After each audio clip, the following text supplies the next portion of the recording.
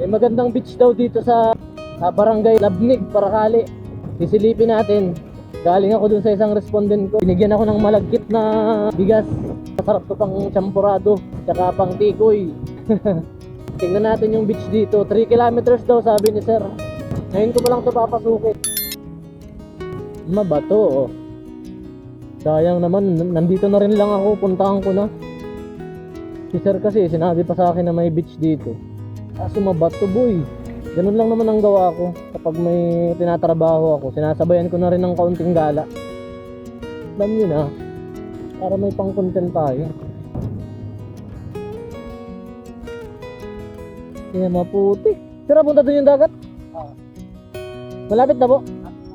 Sige po, salamat po.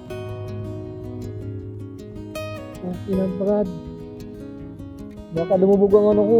Ilang beses na akong na-scam sa malapit na yan. Pero sana totoo yung sabi ni sir, malapit na talaga. Kasi marami pa akong pupuntahan. Sa ano to guys ha?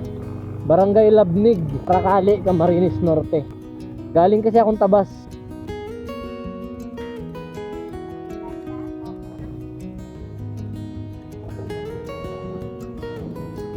Kung saan po dito yung mga dagat? Dagat. Diyan po, andan. Salamat po.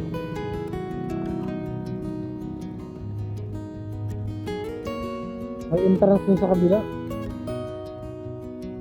Tingin tayo dito boy.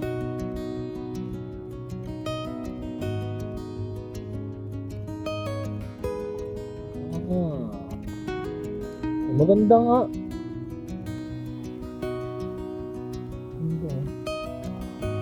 Ayun, first time ko lang makapunta dito mga buds. And ang masabi ko lang maganda.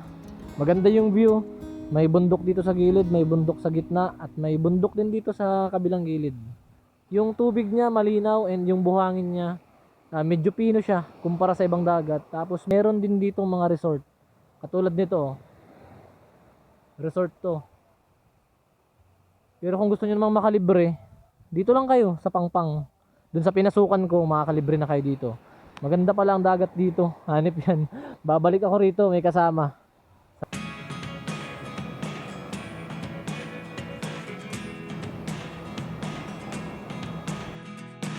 At dito mga buds ay naisipan kong magmotor dito sa Labnig Beach. First time kong gagawin to sa motor ko. Paano ba naman kasi ang ganda ng buhangin dito sa beach. Pino siya pero hindi siya buwaghag, hindi katulad sa ibang mga dagat na napakabuwaghag. Matutumba ka talaga kapag nagmotor ka. Dito sa beach na ito, kakaiba. Pwede kayong mag-off-road gamit ang mga motor ninyo kahit automatic pa. At saka ang ganda talaga ng view niya. At sa totoo lang, napakarami din talagang magagandang beach dito sa Paracali. Hindi lang siya land of gold eh. Tahanan din siya ng iba't ibang mga magagandang klase ng dalampasigan. Kaya kung kayo yung tao na mas mahilig sa dagat kaysa sa ilog, so Labnig Beach is the perfect place para sa inyo. At ayun, pauwi na rin ako dito. Ganun lang naman ang ginagawa ko. Nag-e-explore ako ng mga bagong magandang puntahan para next time kapag may time na kasama yung mga tropa, may ibang choice na pwedeng mapaggalaan. Ayun, hanggang dito na lang. Huwag niyong kalimutan na i-follow ang aking munting Facebook page. Maraming salamat sa panonood ninyo guys. Hanggang sa susunod na video ulit.